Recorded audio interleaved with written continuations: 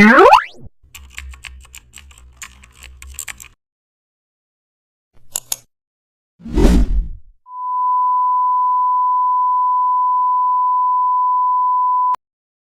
back to the channel. Don't forget to like, share, and subscribe my channel.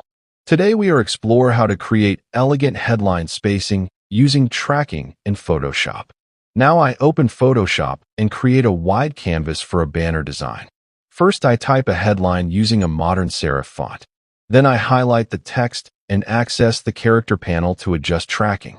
After that I increase tracking to give the letters more breathing space. Now I duplicate the layer to test tighter spacing and compare visual impact. Next, I apply subtle layer styles like soft shadows to lift the text from the background. Then I align the headline with guides to ensure consistent spacing across all letters. After this, I refine tracking gradually while checking readability at different